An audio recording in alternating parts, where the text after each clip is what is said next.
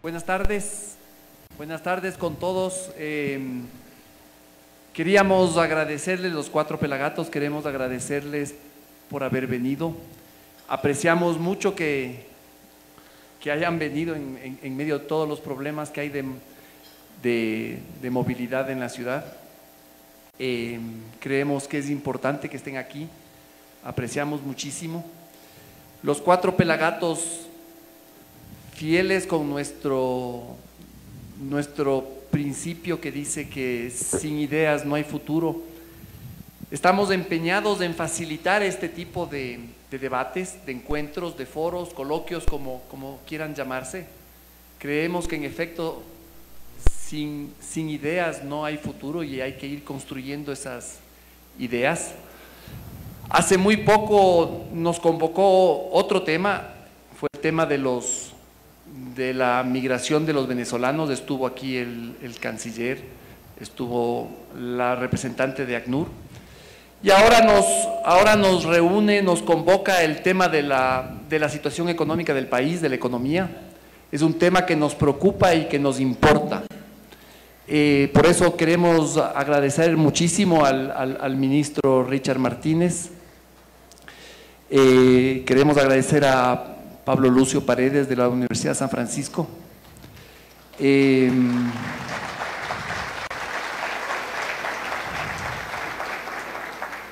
Valoramos muchísimo que vengan autoridades, esto hasta hace pocos años era absolutamente impensable.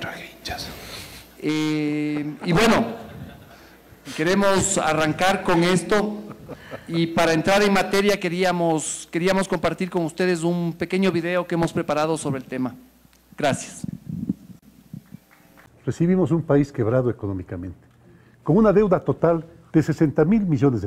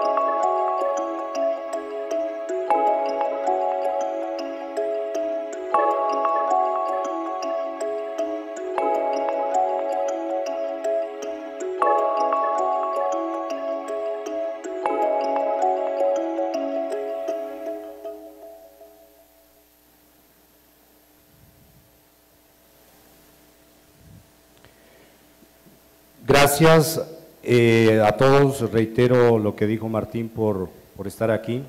Gracias también a Richard Martínez y a Pablo Lucio Paredes. Muchas gracias a ustedes, de ustedes depende el éxito de estos encuentros, y por eso, no solamente por su presencia, sino por sus preguntas. Por eso les invitamos cordialmente a que hagan sus preguntas. Hay un papelito que nuestro equipo de apoyo les habrá distribuido o podrán pedirlo.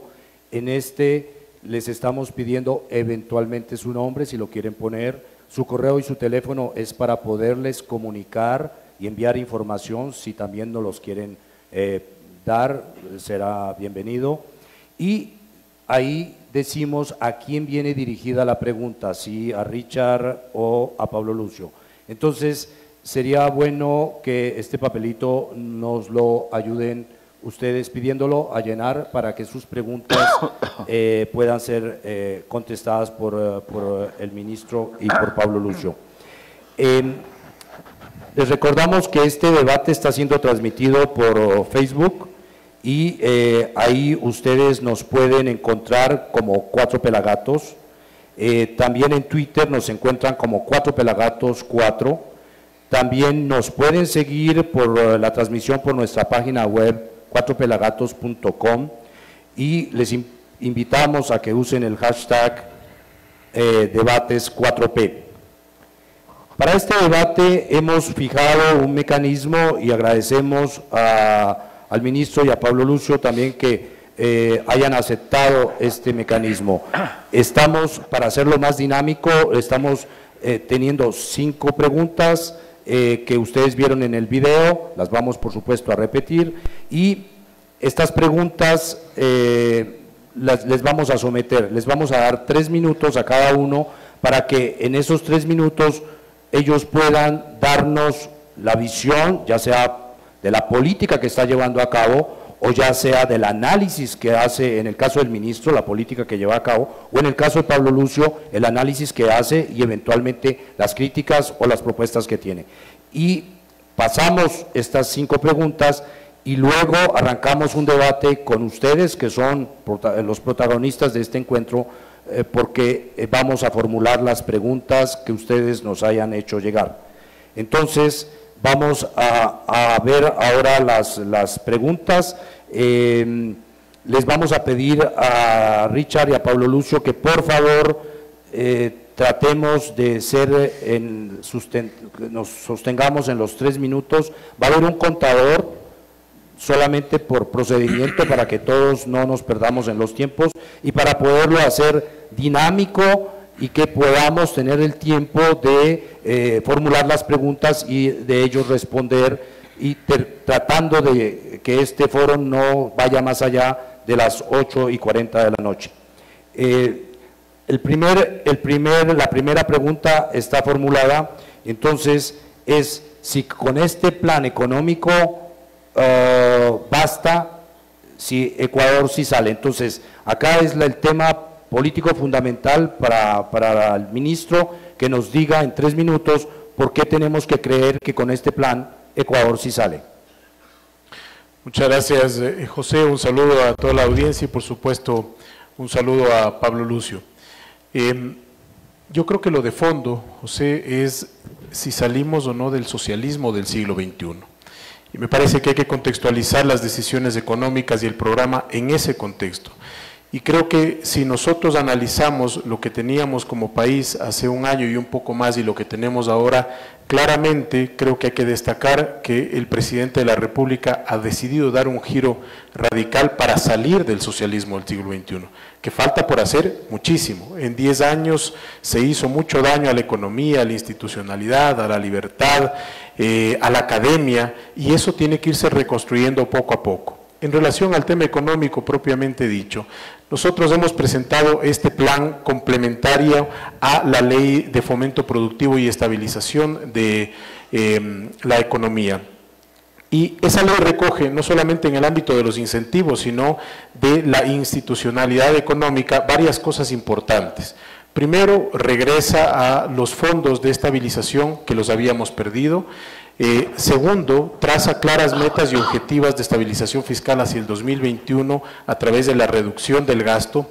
Tercero, corta de raíz el hecho de que el Banco Central le pueda seguir prestando al gobierno central y en consecuencia debilitando la posición de reservas, que es un problema estructural. Y eso le da muchísima fortaleza a una visión económica que hoy ya la estamos operativizando. De tal manera que si nosotros no hacíamos nada En mayo del 2018 nos topamos con un escenario en el que podíamos terminar este año con un déficit de cerca de 8 puntos del Producto Interno Bruto. Vamos a terminar con un déficit cercano a los 4 puntos del PIB, lejos todavía del equilibrio. El próximo año esperamos reducir ese déficit, eso lo vamos a ver ya en el presupuesto general del Estado que se presentará la próxima semana, y así ir reduciendo de manera disciplinada, ordenada, pero también con sensatez, con un margen de maniobra que nos permita ir ajustando a la economía hacia un equilibrio. Eso en la parte fiscal. Si a eso le sumamos la serie de incentivos para devolverle competitividad al sector productivo, creo yo que tenemos una configuración importante para darle una mayor potencia económica al país y llamar a las inversiones. Se ha mencionado que el sacrificio fiscal puede ser alto por los incentivos que están allí, pero yo creo que hay que sumar otras cosas en los elementos que contiene esa ley. Hace 6 meses los empresarios tenían que pagar un impuesto mínimo que podía totalizar el 45, el 50, el 100% de impuesto a la renta. Ya no lo van a tener que pagar, y si a eso le sumamos una serie de incentivos que están allí, yo creo que hay todo un escenario, un programa, un plan que permite darle futuro al país. Gracias, ministro. Pablo Lucio, con este plan económico, ¿tú estás convencido que el país sale adelante? ¿Faltan cosas? ¿Cuál es tu análisis? Muy buenas noches, gracias a los 4 pelagatos, gracias Richard, gracias a todos ustedes.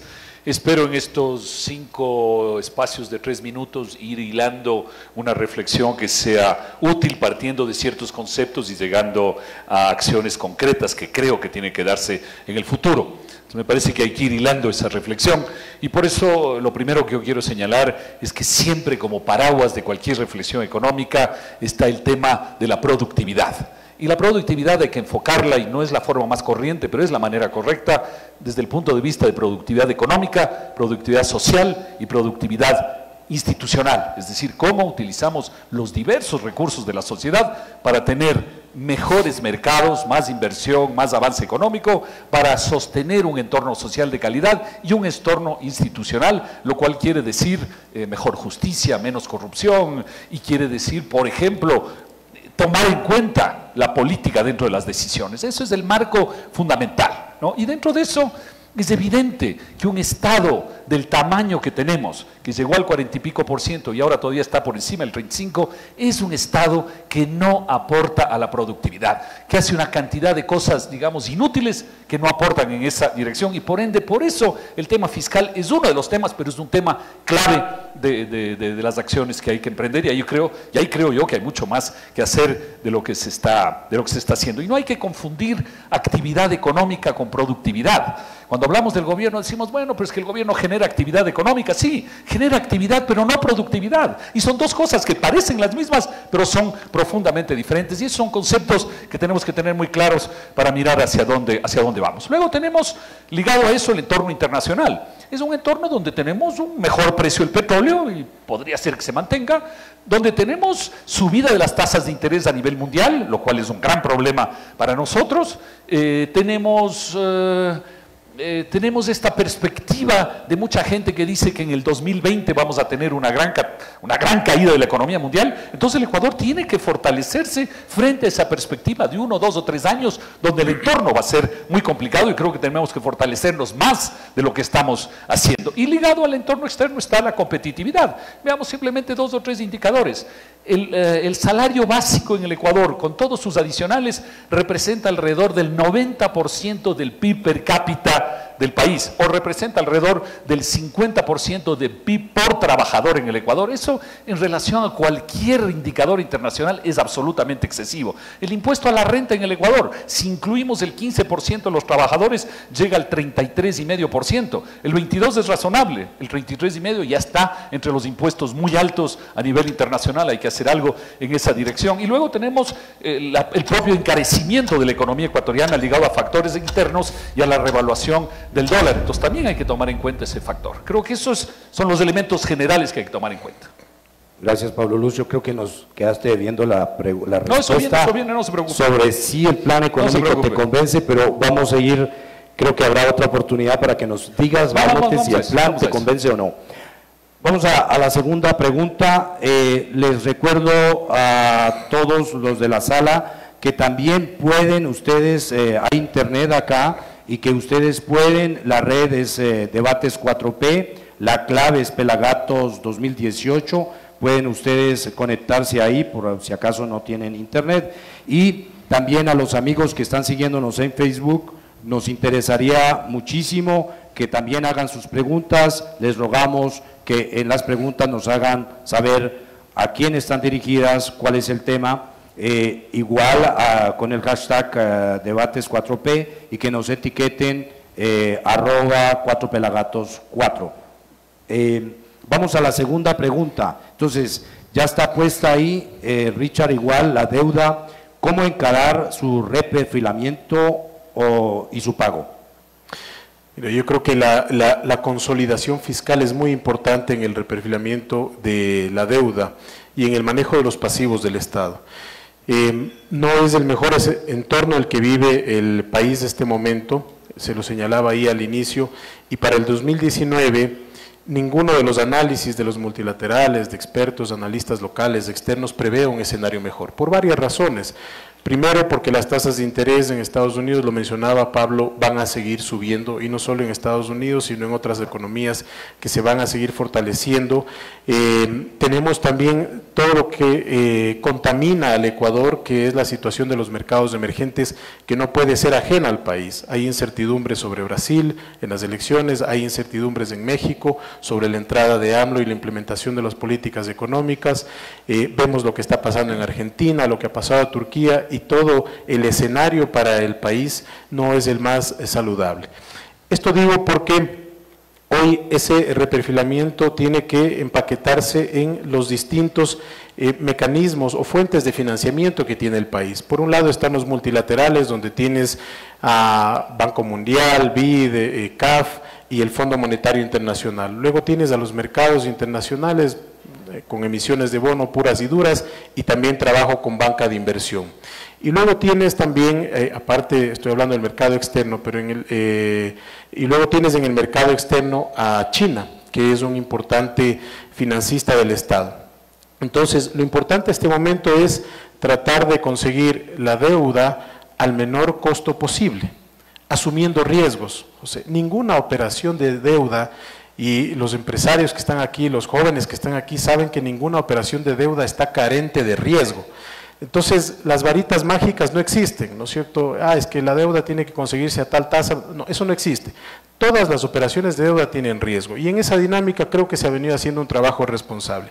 Primero, con China se prepagó una línea que nos libera de un esfuerzo fiscal y de reserva de cerca de $200 millones, y que además nos garantiza un ahorro para el Estado de $9 millones en intereses, que si descontamos la prima por el pronto pago, si se quiere, o por el pago anticipado, tenemos un ahorro de 5 millones. Poca plata, dirán, bueno, muchísimo en estas circunstancias, pero sobre todo responsable.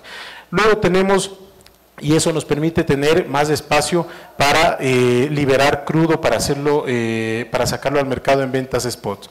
Luego tuvimos una operación con Goldman Sachs, una operación difícil, pero que financieramente tiene un costo bajo por el costo de oportunidad de salir al mercado. Es una tasa que no supera el 7%, pero si salíamos al mercado 10, 11%. Tiene un colateral alto, ciertamente, pero insisto, con una operación de riesgo que si le analizamos en costo, al final del periodo va a generar un ahorro al Estado para 30, 40 millones de dólares. Y luego puedo seguir en lo otro para respetar el tiempo, y una de esas preguntas está vinculada al fondo. Ok, muchas gracias. Pablo Lucio, hay que reperfilar la deuda. ¿Cuál es tu criterio sobre el tema y cómo se va a pagar? Bueno, partamos de algunos números. La deuda externa, según cifras de Credit Suisse, que creo que son bastante confiables, partiendo de la situación que teníamos hace unos 6 meses, tenemos que pagar todos los años entre 4.000 y 5.000 millones de dólares entre capital e intereses, salvo el año 2020, que tenemos que pagar 6.000 millones. Son 4 a 5 y llega a 6.000 millones. Entonces, el problema es grave, y es grave porque recordemos que en el año 2017 el primer rubro de ingresos de la economía fue el petróleo, 7.000 millones de dólares. El segundo rubro de ingresos de la economía fue la deuda, 6 a 7.000 millones, y luego vino el banano, el camarón, etcétera. No es posible en ninguna actividad pública o privada que la deuda sea el segundo rubro de ingreso de una economía. Entonces, ese es el gran problema. Entonces, ahora hay gente que dice, bueno, entonces tenemos que pasar de una vez al otro extremo, hagamos una política de shock, reduzcamos el tamaño del Estado bruscamente, ya no nos endeudemos, solo endeudémonos para pagar deudas anteriores, pero ya no tengamos déficit, por ende no aumentamos la deuda. Pero es lo que hemos hecho desde el mes de febrero. Hubo un gran ingreso de deuda en el mes de enero de 3.000 millones y luego en valor neto, en términos netos, no hemos recibido deuda. Entonces uno dice, ah, caramba, estamos caminando en esa dirección. Sí, pero ¿qué ha venido como colateral de eso? Que los depósitos en el sistema financiero que venían creciendo ya no crecen prácticamente desde inicio de año. Que el crédito que venía creciendo ahora está creciendo mucho menos y va a seguir bajando. Que la reserva internacional está en niveles bajísimos e incluso ya se está tomando, lo que no es aceptable, se está tomando recursos de las reservas del sistema bancario, que el empleo ha empeorado, que la inflación ahora ha tenido una pequeña tendencia positiva, pero está en definitiva en negativo por la misma razón. Es decir, no se puede pensar en una política donde vamos bruscamente a endeudamiento cero. Entonces hay que buscar mecanismos de financiamiento y son dos cosas. Una, hay que cubrir el déficit y dos, hay que reperfilar los pagos de las deudas anteriores. Es decir, esos 5.000 millones de dólares o 5.000, 6.000 anteriores hay que tratar de bajarles a 3, 4.000 millones, digamos, anuales. No se puede probablemente más que eso. Y hay que buscar buenas condiciones para las deudas nuevas, pero sí, estamos en el peor entorno en este momento. Probablemente si el Ecuador hoy sale al mercado internacional, financiero internacional, privado, estaría con tasas de 12, 13, 14%, no por consecuencia del Ecuador, o sea, sí del Ecuador porque hemos acumulado mucha deuda en el pasado, pero sobre todo por las condiciones del mercado internacional. Entonces, yo creo que estos son los factores que hay que ir mirando. Entonces, sí necesitamos todavía seguir bajando el déficit fiscal y endeudándonos cada vez menos, pero no podemos ir a una política estricta donde ya no hay endeudamiento en el país. Gracias, Pablo Lucio. Te sobró tiempo. Me debes. Unos segundos. A ver, vamos entonces, y les agradezco, vamos a ir al tercer tema porque después el protagonismo es de ustedes y un tema fundamental es el tema de los subsidios. A los economistas no les gusta que los subsidios estén en los precios porque precisamente ahí es donde está la trampa. Es decir, se sabe que alrededor de 75 centavos, este dato creo que lo dio Augusto de la Torre, que nos visita y que agradecemos que esté aquí. 75 centavos de cada dólar básicamente va a las personas que no necesitan los subsidios. Entonces es un absurdo que el subsidio esté en los precios. Y por eso la pregunta de nuevo, ministro, es si los subsidios van a ir a una focalización real o los van a dejar donde están o van a tener paliativos como los que tuvieron con la gasolina super y alguno que otro diésel en alguno que otro sector. Yo creo, José, que lo importante es entender el problema estructural que implica los subsidios para la economía. Y aquí tal vez un llamado más social, más ciudadano. Hay una parte de los consensos donde la pregunta es si resolvemos los problemas ahora como sociedad y estamos dispuestos a hacer ese sacrificio o les dejamos el problema a las próximas generaciones que lo resuelvan. Particularmente soy de la idea y por eso estoy asumiendo el cargo del ministerio que hay que asumir algunos riesgos para resolver esos problemas. Esperamos que el tiempo nos acompañe y esperamos que las circunstancias también sean favorables para lograr concretar los planes que tenemos. Pero sin duda es un problema estructural desde el lado energético, desde el lado ambiental, desde el lado fiscal y desde el lado de equidad también. Como tú mencionabas, los números de Augusto, que bien ha traído a colación, son más de 3.000 millones de dólares que el Estado anualmente sacrifica en subsidios. Y si tú te vas a los combustibles, gasolinas, una buena parte de eso está entregado a las personas que más tienen. Sucede cosa distinta en el gas, por ejemplo, ¿no es cierto? Entonces, sí hay que darle una solución estructural al tema. Creo que la sociedad ya debatió suficiente. Creo que se podía haber hecho más en este tema, pero recojo un poco las palabras que mencionaba al inicio Pablo. Todo esto tiene que tener un sentido y una viabilidad política al final del día. ¿Qué estamos haciendo ahora? Estamos trabajando con todas las áreas de Estado para encontrar mecanismos de optimización que no impliquen shocks o cargas traumáticas a los ciudadanos. Voy a poner solamente un ejemplo.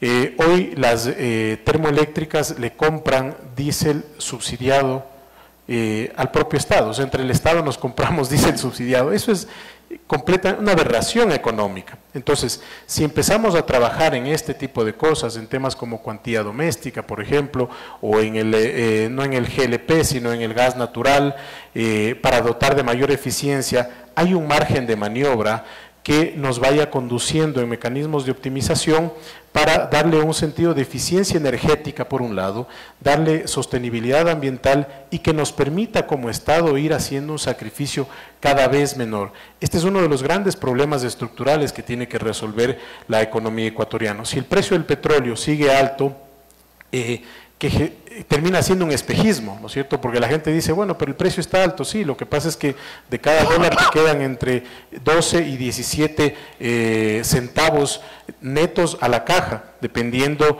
de los descuentos que tengas que hacer en función de los precios. Pero esa es la realidad que estamos viviendo. Entonces, hay que focalizarlos, sí, hay que hacerlos de una manera responsable, hay que hacerlos de una manera ordenada y preservando siempre que los más pobres sean los menos afectados. Gracias, ministro. Ojalá que hoy nos dé una noticia más precisa y para eso va a ser el debate sobre qué va a pasar con el diálogo, si va a tener un tiempo, qué decisiones puede haber en ese plano. Pablo Lucio, los subsidios, ¿qué hacer con los subsidios? ¿Focalizarlos, dejarlos donde están o hacer paliativos como los de la Super? Mira, yo creo que hay que mirar la película un poco más amplia, porque para mí todas las actividades del Estado son un subsidio. Cuando el gobierno construye un parque y no cobra por el uso de ese parque, está dando un subsidio en el parque. Lo mismo sucede en la educación, en la salud, en la justicia, etcétera.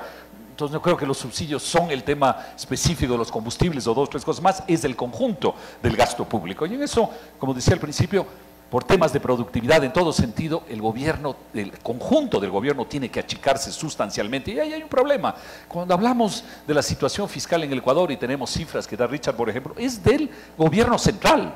Tenemos que mirar la película en su conjunto de todo el sector público y es ahí donde tenemos que reducir en el conjunto drásticamente el gasto, drásticamente el déficit, drásticamente las necesidades de financiamiento que sinceramente las que se han publicado solo para el presupuesto central. Yo no veo cómo se pueden alcanzar esos objetivos únicamente con el gobierno central y con los esfuerzos que se han anunciado. Entonces tenemos que ver la película global y ahí tenemos un árbol de decisiones, gastos e ingresos. Hay gente que dice hay que subir el IVA, hay gente que dice hay que bajar el IVA. Yo personalmente creo que hay que no hacer ni uno ni el otro, hay que dejar los ingresos ahí. Hay que ir por el lado del gasto. En el gasto hay básicamente tres cosas: gasto corriente, gasto de inversión y llamémosle subsidios para mantener un poco la terminología general. Creo que hay que hacer un gran esfuerzo en gasto corriente, que no se ha hecho. Estoy hablando nuevamente del sector público en su conjunto, de inversión, que sí se ha hecho, y luego en los subsidios. Y en los subsidios hay también dos posiciones al menos. La una posición que dice hay que eliminar los subsidios y con ese dinero que vamos a aportar los ciudadanos al Estado, porque en eso significa los combustibles, por ejemplo, hay que ayudar con eso a ajustar el déficit fiscal, es decir, ayuda a las finanzas del Estado. Yo no creo. Yo creo que la eliminación del subsidio a los combustibles, que podría ser, digamos, alrededor de 1.000 y algo, focalizándolo, eso debe servir para ayudar a la competitividad del sector privado. Por ejemplo, tenemos tarifas eléctricas altísimas en el Ecuador, a pesar de tener energía hidroeléctrica, supuestamente. Se podría utilizar ese dinero para tarifas competitivas en materia eléctrica. Se podría utilizar para tener un mejor sistema de anticipo de impuesto a la renta. Se eliminó la parte mínima, pero el cálculo mismo del impuesto sigue siendo muy malo. Se podría volver, por ejemplo, al método anterior. Se podría eliminar el impuesto a la salida de divisas, si es que el problema es que no hay dinero para eliminar el impuesto a la salida de divisas. Entonces yo creo que la eliminación de los subsidios no debe ir a apuntalar las finanzas públicas, sino apuntalar el otro gran tema de la economía, que es la competitividad. Me parece que esa es la forma razonable. Por ende, si vemos este árbol de decisión, para mí el camino correcto es reducción del gasto corriente en todas las cosas que no son productivas, reducción del gasto de inversión y subsidios focalizados, orientados hacia la competitividad. Gracias, Pablo Lucio. 4 segundos más te debo.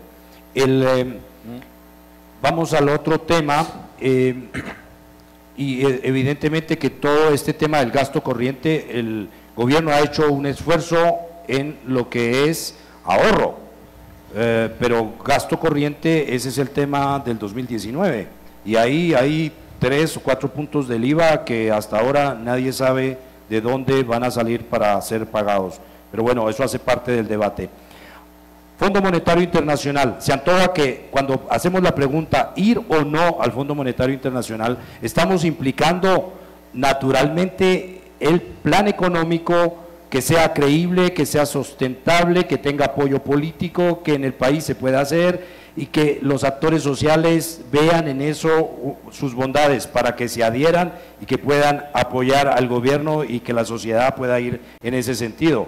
Entonces, no es una simple pregunta de procedimiento de ir o no al fondo. Entonces, por eso la pregunta es, Richard, ir o no al fondo, y si ese no fuera el dilema, ¿cuál es para ti en ese caso? Me parece que el contexto que tú has hecho, José, es importante porque el fondo finalmente es un medio, no es un fin, y me parece que muchas veces el debate termina simplificando en que el fondo es el fin en sí mismo. Y es a la inversa, el fondo es un medio, ¿y es un medio para qué? Para conseguir más recursos, para reducir el riesgo país, para garantizar que ciertas metas se cumplan, para conseguir confianza en los mercados internacionales, y eso, todo aquello que estamos poniendo, que yo he puesto en la mesa, es parte de los objetivos del gobierno. Entonces, para nosotros, dentro de los objetivos del gobierno, hay que hacer muchas cosas dentro de una agenda estructural, como reformar el Código Orgánico Monetario y Financiero, hay que avanzar en una reforma laboral que nos permita darle mayor apertura para que los jóvenes, los que no tienen empleo, las nuevas formas de empleo, el empleo del futuro, la economía naranja, puedan insertarse en un campo de la formalidad, y naturalmente hay que consolidar todo esto en un escenario fiscal que tenemos que ir ajustando.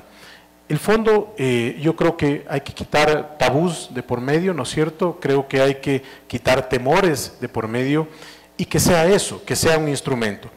Si el fondo está dispuesto a acompañar al país en el plan de prosperidad, enhorabuena. Si es que el fondo no está dispuesto a acompañar al país en ese plan de prosperidad, creo que el Ecuador necesita buscar otras opciones. Es decir, entonces no se puede simplificar el debate hacia el fondo o no el fondo. Creo que lo estructural es si logramos un sentido de convergencia en puntos mínimos. Insisto, reformas estructurales a la institucionalidad económica, más apertura comercial, Alianza del Pacífico, Estados Unidos, que es todo en lo que se está trabajando, quitarle más peso a los ciudadanos y naturalmente reducir uno de los problemas estructurales que es el gasto corriente, ¿no es cierto? Las cifras muestran algo que todos lo vemos, ¿no es cierto? Y es que hemos ajustado el gasto de capital y el gasto corriente todavía tiene una dinámica compleja, y es porque mucha de la dinámica que venía desde la época anterior no ha sido difícil, no ha sido fácil de sostener. El día de mañana te encuentras con un hospital que está construido y que hay que financiar su abastecimiento, y no solamente en términos de personal, sino de insumos médicos, etcétera. Entonces, hay que hacer este viraje hacia un menor gasto corriente, pero hacerlo de manera sensata. Aquí discrepo con Pablo, creo que hay cosas que el Estado las puede hacer y las puede hacer bien. El Estado no es ni bueno ni malo por principio. El Estado es malo cuando trabaja ineficientemente, y al igual que en el sector privado hay que encontrar eficiencias, salud, educación, nutrición, que son espacios donde el Estado tiene que intervenir para garantizar una base social y unos indicadores sociales que se mantengan. Gracias, solo que no me resisto a hacerte una pregunta pequeñísima para solo una precisión. Cuando tú dices que el Fondo Monetario, si está o no dispuesto a apoyar el plan Prosperidad, ¿estás entendiendo el plan Prosperidad como está, o estarías dispuesto a hacerle cambios a ese plan? Yo creo que el plan es dinámico, José. O sea, quien diga que la economía es estática y que esto es el plan y que de allá no nos movemos, ya ha caído en la insensatez, en mi opinión. Es decir, nosotros todos los días estamos buscando mecanismos de eficiencia. Por ejemplo, y me tomo por la pregunta, pero hoy estamos trabajando fuertemente en una optimización más profunda en las empresas públicas, porque cada día vamos encontrando cosas. Cada día vamos destapando cosas. Entonces, un plan como este, el día de mañana, si presentamos un presupuesto general del Estado con un equilibrio más consolidado, enhorabuena. Es decir, el plan es dinámico. Lo importante del plan es no solamente quedarnos en la línea fiscal, sino entender sus grandes pilares. Primero, reactivación productiva, creer en la actividad privada. 9 de cada 10 empleos se generan allí. Por eso, pero es que a lo que voy es que no se puede poner, este plan me lo aceptas o no me lo aceptas. No, nosotros vamos a seguir trabajando todos los días, y el día en que encontremos un espacio de apoyo a eso, enhorabuena. Y si no existe ese espacio porque las condiciones son muy duras, o va a resentir la economía, o va a generar un shock muy fuerte en la economía, tenemos que nosotros ir buscando otras alternativas. Pero tal vez lo de fondo de esto es que el fondo no es malo per se, y que necesita ser visto como un instrumento para unos objetivos mayores. Ok, gracias. Pablo Lucio. ¿Ir o no al fondo con el contexto que ha puesto el ministro, que pusimos también nosotros? ¿Ir o no es el dilema o hay otra salida? Mira, yo creo que en el entorno internacional complicado que tenemos hay que ir al fondo, que al final certifica una serie de cosas que te permiten caminar. Pero por último, si no hay acuerdo con el fondo, muchas de las cosas que se negociarían con el fondo las tenemos que hacer nosotros mismos, y eso es muy importante, ¿no? Y esa es la agenda fundamental que debe tener el país. Hemos hablado varias cosas, y esto tiene que ver un poquito con la pregunta número 1.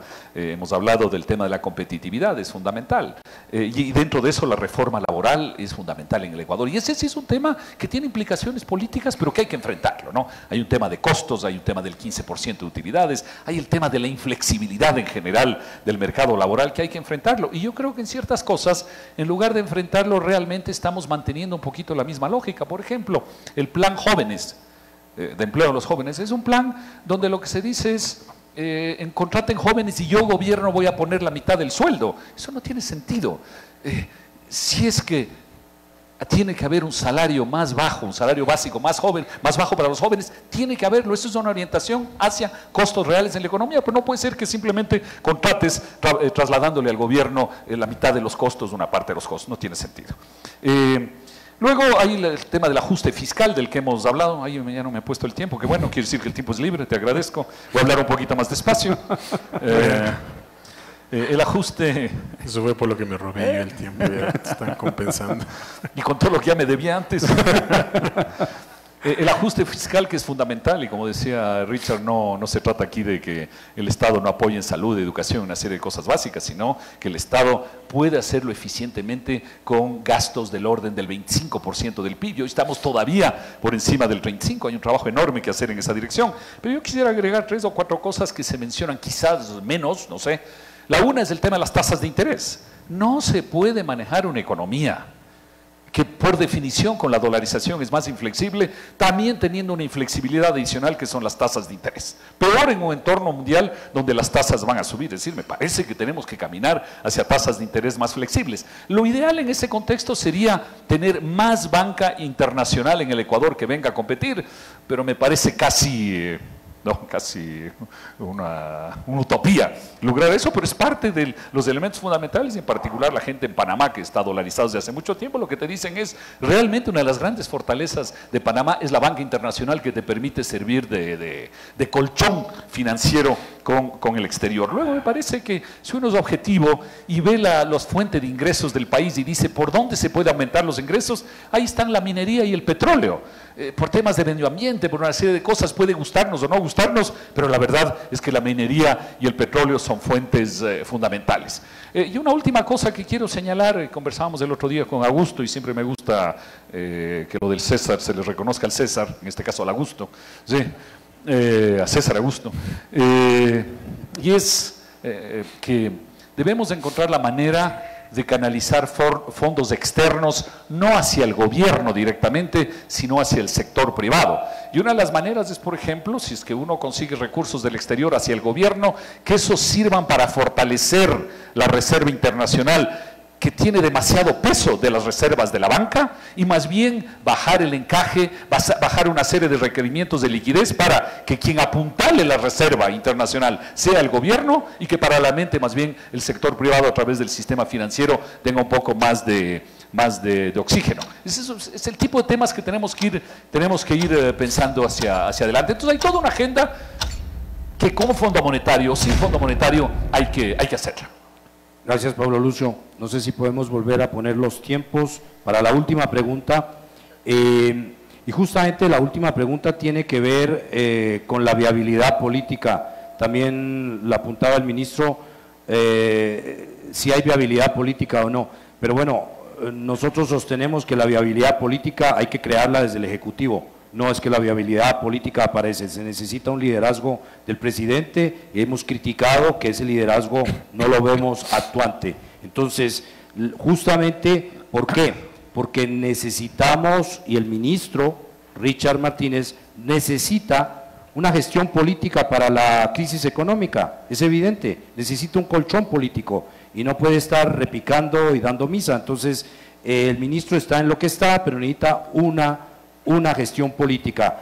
La pregunta es, si aquí va a haber, y ojalá Richard nos ayude en eso, si han hablado en el gobierno, va a haber la voluntad política del gobierno para construir un acuerdo mínimo nacional alrededor de todas estas cosas planteadas tanto por Richard como Pablo Lucio, o tenemos que dejar que el gobierno simplemente queme capital político y pase, en algunos casos, por falta de viabilidad política, temas a las generaciones futuras, cosa que tú dijiste que no querías hacer. Entonces la pregunta es esa, ¿hay cómo hacer desde el gobierno, hay una gestión política hacia dónde va según tu criterio? Y como yo no entiendo nada de la política, le regalo 30 segundos de los míos a Richard. ¿Sí? No, pero esta pregunta la tienes tú que responder como parte de la sociedad civil.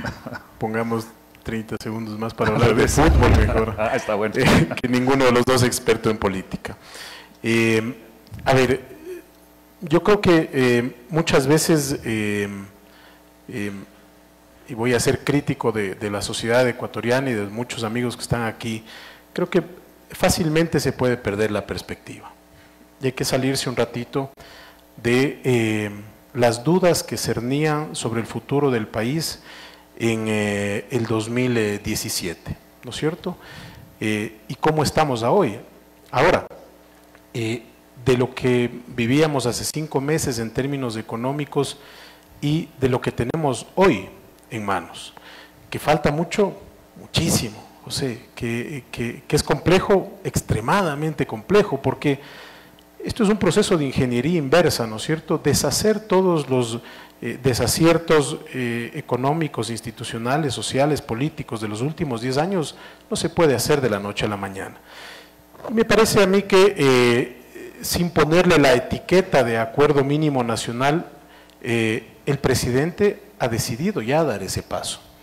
El hecho de que una persona que no ha estado vinculada al proyecto político de Alianza País, a su proyecto político, que entiende la economía de una manera muy distinta a como se le entendió en los últimos años, me parece que implícitamente trae un mensaje, y es un mensaje de unos acuerdos mínimos que construir. De tal manera que yo creo que la agenda está allí, la agenda está propuesta. En este sentido crítico que tú haces, José, seguramente hace falta un mecanismo más formal de convergencia, creo que eso es legítimo, proponerlo, pero me parece que por ese mecanismo formal de convergencia que termina siendo de forma, no de fondo, no se puede perder el fondo.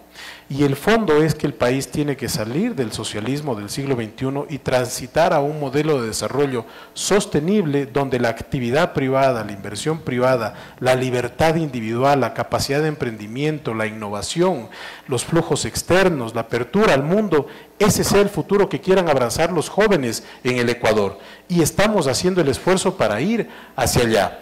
Y en el sentido de la institucionalidad, me parece que los pasos que se han dado también son enormes. La consulta popular, la eliminación de la ley de la plusvalía, quitar esta espada de Damocles que teníamos para la democracia de la reelección indefinida, el rompimiento con un partido y con un bloque correísta que causó lo que causó en el país. Me parece que están puestos los elementos y que los actores tenemos que irnos sumando de a poco, insisto, la formalidad creo que puede hacer falta, pero para mí las condiciones están dadas.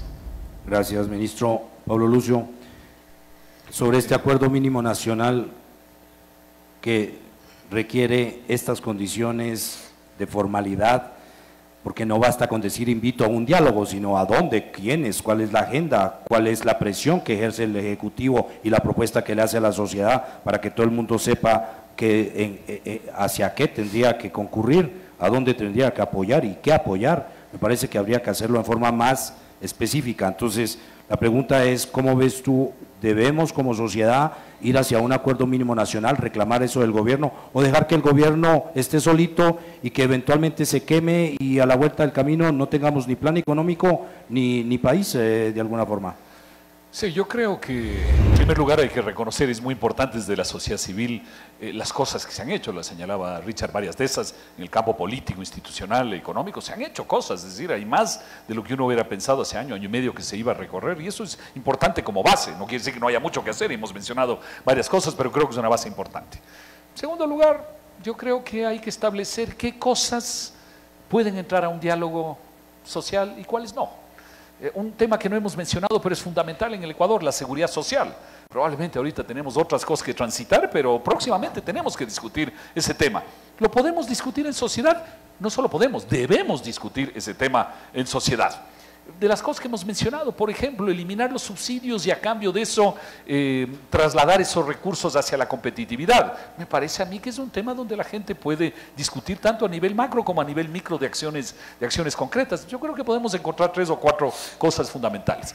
Pero también me parece que la acción gubernamental, si pretende en cada paso que da estar llegando a acuerdos con todo el mundo, no vamos a ninguna parte. Y me parece que en algunos aspectos eso ha empezado a darse, ¿no? El tema de los subsidios a los combustibles, se empezó a lanzar la bola para ver cómo reaccionaba la gente, y claro, la gente no reacciona aplaudiendo, el resultado fue que nos quedamos solo con la gasolina súper. Entonces me parece que hay cosas que no van al diálogo nacional, esa es la cancha que me parece que hay que cortar. Luego yo creo que hay 2 cosas fundamentales que pensar hacia adelante. La una es cuál es el timing correcto del plan económico. Como señalaba hace un momento, el haber cortado el endeudamiento durante los últimos 7, 8 meses está causando serios problemas en la economía y nos puede llevar a un tema de falta de liquidez y de desfinanciamiento de la economía muy peligroso. Entonces hay un timing que hay que establecer claramente. Pero ese timing tiene que tener un componente político también, porque hay una pregunta que es importante políticamente. ¿Cómo queremos llegar a las elecciones del 2019 y cómo queremos sobre todo llegar como país a las elecciones del 2021? Me parece que es un tema que hay que reflexionarlo. Queremos llegar con una economía, sí, ajustándose brutalmente, pero una situación económica muy mala al 2021, o queremos equilibrar las diferentes decisiones de una manera más razonable que nos permita llegar a las elecciones del 2021, porque ahí hay riesgos muy importantes dependiendo cómo llega la situación económica, que al final es el factor más importante sobre el cual la gente vota. Entonces me parece que hay un timing económico vinculado a un timing político que sí es un tema de reflexión, que no creo que es un tema de reflexión con toda la sociedad, pero sí creo que es un tema de reflexión con la gente que puede aportar al análisis y a la reflexión cómo ese timing se puede manejar de mejor manera. Parecía que no te interesaba la política. ¿Yo? Por eso no acabé el tiempo, no me alcanzó. Bueno, gracias Pablo Lucio. Ahora sí vamos a las preguntas. Ya me llega un buen paquete, vamos a tratar de ir rápido. Les ruego aquí al ministro y a Pablo Lucio que traten de ser precisos en las respuestas. Ojalá precisos en las respuestas. Vamos, las preguntas son bastante puntuales. Y creo que están bien escritas porque a veces no se entienden, entonces se me olvidó decirles que fueran bien legibles, pero creo que lo son. A ver, vamos con una para Richard Martínez, dice el tema es sobre la eliminación del subsidio de la gasolina súper. Por favor, ¿cuánto favorece a los ingresos fiscales eliminar el subsidio de la gasolina súper? Disminuyendo al sector público, favorece al consumo a nivel agregado. O sea, vamos con la primera parte, Richard. ¿Cuánto favorece a los ingresos fiscales eliminar el subsidio a la gasolina súper? La gasolina super aproximadamente anualmente son 80 millones de dólares. No es una cifra sustancial para el reto que se tiene enfrente, y se ha dado un fenómeno muy interesante. Nosotros sabíamos que cuando íbamos a subir el precio de la gasolina super se iba a dar un efecto sustitución, medimos algunas elasticidades, pero esto siempre era incierto, ¿no? Y sabíamos que se iba a dar un efecto ingreso también, es decir, que la gente iba a dejar de consumir la gasolina super, pero no teníamos claridad del número. Y tomamos la decisión, y las cifras muestran hoy que efectivamente esa reducción de la gasolina super del consumo en una parte está siendo compensada con la Extra y la Ecopaís, y una parte se ha dejado de consumir.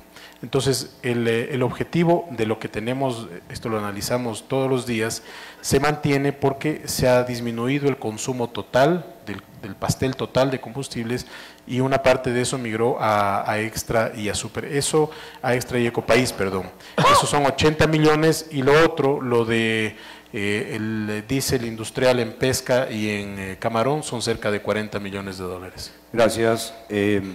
Esa pregunta venía de parte de Consultores BA,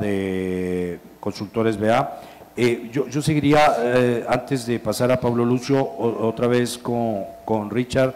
Hay una pregunta y me gustaría que aquí fueras preciso en el tema de si el subsidio generalizado del gas llega principalmente a quien no lo necesita.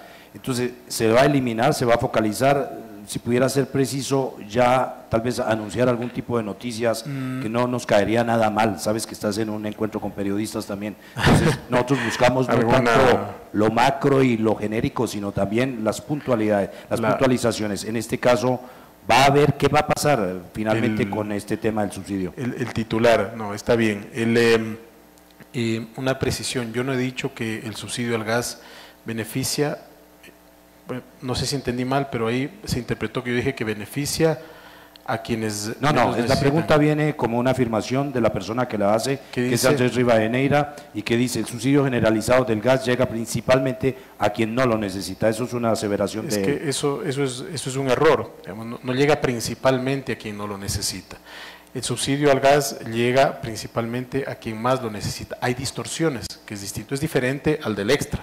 Ese sí llega en mayor medida a quien no lo necesita. Entonces, vamos, eso no ha estado en el análisis, ni siquiera en el primer debate, pero en general el concepto de focalización a futuro está presente. No te puedo dar el titular porque no hay una respuesta para pues no hay tiempos, Andrés. Tampoco. ¿Perdón? No hay tiempos. Como te decía, es que nosotros estamos trabajando este momento en otras alternativas que son dentro de el tema de cuantías domésticas, de diésel para las termoeléctricas, de gas natural, y estas ya, digamos, tienen que ser incorporadas al presupuesto general del Estado. Entonces hagámoslo más simple, se va a eliminar con el tiempo que sea necesario en este gobierno, en tu administración. ¿Se va a eliminar o se va a focalizar? El subsidio al gas, no hay una decisión al respecto. Ok, eso es concreto, no hay decisión todavía. Vamos entonces también para Pablo Lucio, había un tema se me perdió. A ver, Pablo Lucio, las medidas económicas. Frente a la perspectiva de que se dará una crisis internacional para el 2020, ¿qué medidas debería adoptar Ecuador desde ahora para prepararse en caso de esa crisis? La pregunta la hace el señor Alejandro Espín. Bueno, primero, estaba viendo esta pantalla, me acordé de mis PowerPoints, que son realmente muy buenos y algunas personas habrán extrañado aquí, así que realmente una pena no haberles podido compartir mis PowerPoints, siento mucho. Mira, la perspectiva del... Eso lo dice porque no le dejamos proyectar el PowerPoint. No le dejamos, dijimos que íbamos a ser dinámicos. Sí, no te preocupes. Y entonces... No, es para algunos amigos aquí que se ríen de mis PowerPoints, por eso. Mira, hay esa perspectiva del 2020, de una situación internacional complicada, que podría hacer caer el precio de las materias primas, que podría fortalecer el dólar, que podría elevar más las tasas de interés. En fin, es un entorno complicado. No sé si se dará o no, porque la verdad es que uno de los argumentos realmente muy fuerte, más allá de los análisis estadísticos, uno de los argumentos más fuertes para la crisis del 2020 es que luego de 8 años en que la economía mundial ha ido bien, ya es hora de que vaya mal. ¿Sí? Entonces el argumento no es así tan sólido, ¿sí? Pero podría darse, efectivamente, podría darse. Yo creo que hay 3 campos fundamentales para el Ecuador, y los hemos comentado. Un tema es el ajuste fiscal. El ajuste fiscal, si vamos a tener problemas en el año 2020, tiene que ser más fuerte. Dentro del timing que comenté hace un momento, que es muy importante, pero tiene que ser más fuerte, tiene que ser más claro. En segundo lugar, el tema de la competitividad. Necesitas una reforma del sistema laboral en el Ecuador si es que se vienen esas circunstancias, en cualquier circunstancia, más aún en esas. Y la tercera es el fortalecimiento del entorno del sistema financiero. Como decíamos hoy, la liquidez en la economía está creciendo poco, el crédito va a crecer menos, no tenemos competencia en la banca internacional, tenemos un sistema de tasas de interés fijos que es muy malo, el Banco Central sigue tomándose las reservas bancarias para financiar a la economía. Entonces, yo creo que esos 3 puntos son fundamentales: ajuste fiscal, competitividad y sistema financiero. Gracias, Pablo Lucio. Al menos. Ministro, hay una pregunta, si entiendo bien, de Doménica Romero. Reactivación del país. ¿Qué medidas económicas está tomando el gobierno frente a los déficits que se conoce para reactivar la economía ecuatoriana? Si pudiera ser muy preciso en algunas medidas que pudieras anunciar.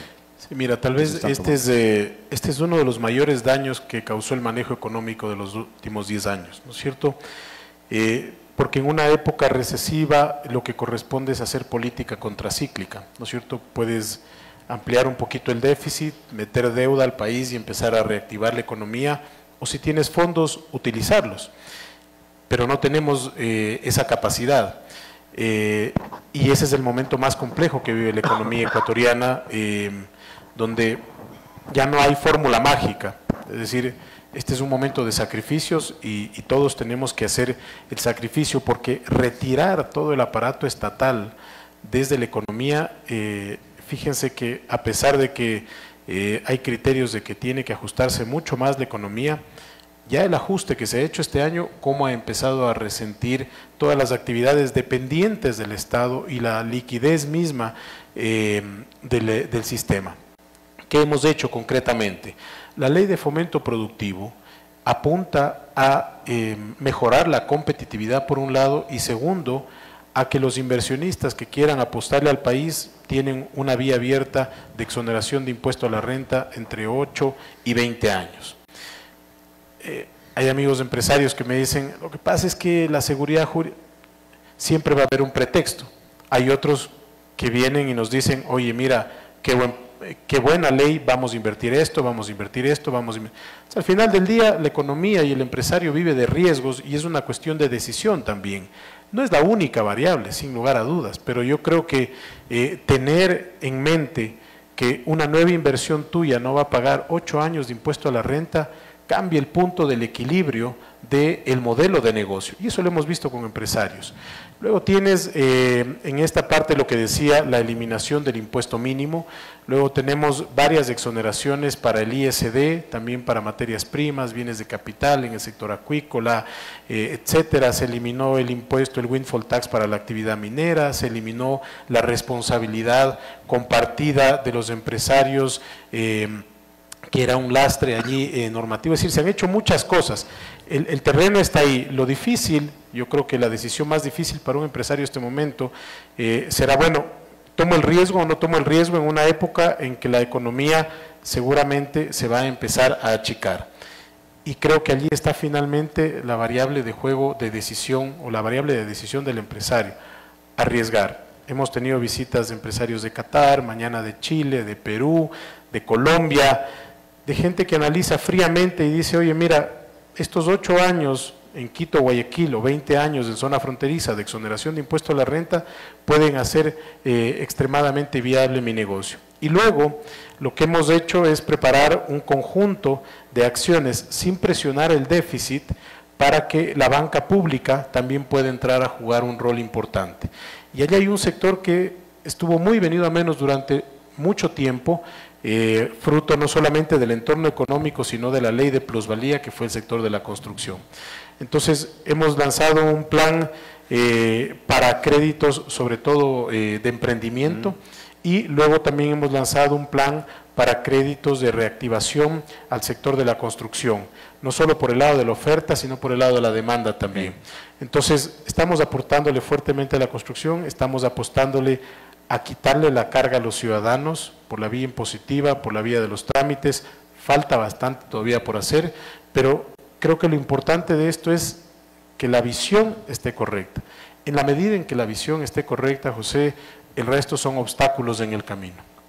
Ahora, una pregunta para los dos, justamente en este sentido. Creo que las críticas que te han hecho no son sobre la dirección, son sobre la velocidad, son sobre la profundidad, sobre el volumen. Y justamente hay una pregunta aquí del señor Juan Fromosca, creo, Aguirre, que dice, los ajustes fiscales hasta la fecha son tibios, no hay reducción del gasto corriente.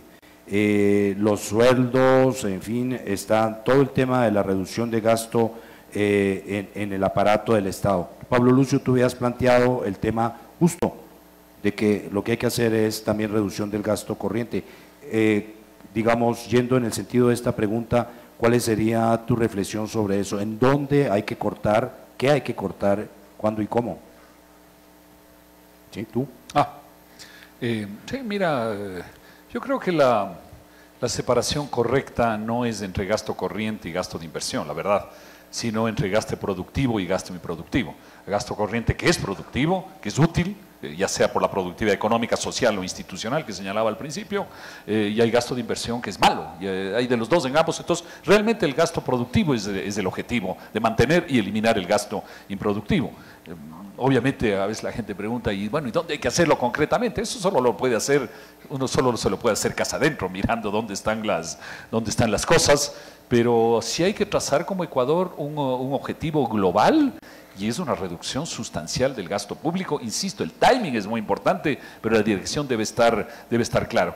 Sí quisiera señalar una parte como concepto a lo que se acaba de señalar de estas ventajas tributarias importantes que se han dado en la ley de fomento, que están muy bien, y sobre todo están muy bien dadas las circunstancias del país y la necesidad de hacer cosas, pero personalmente como concepto creo que las ventajas enormes y temporales no son buenas para la economía. Una cosa es que haya que hacerlo en las circunstancias, pero no son lo bueno.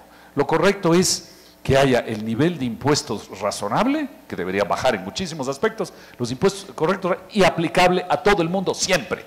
Porque si no, uno dice, alguien que va a invertir en el año 2019 y 2020 tiene grandes ventajas, y el que invirtió en el 2017, que encima de eso invirtió en circunstancias mucho más difíciles, creyendo más en el país, ¿no? Y el que va a invertir en el año 2021, entonces yo creo que hay ciertas cosas que no quedan más que hacer por razones coyunturales, pero conceptualmente no son las correctas. Lo correcto es impuestos razonables y circunstancias de incentivos razonables aplicables a todo el mundo siempre.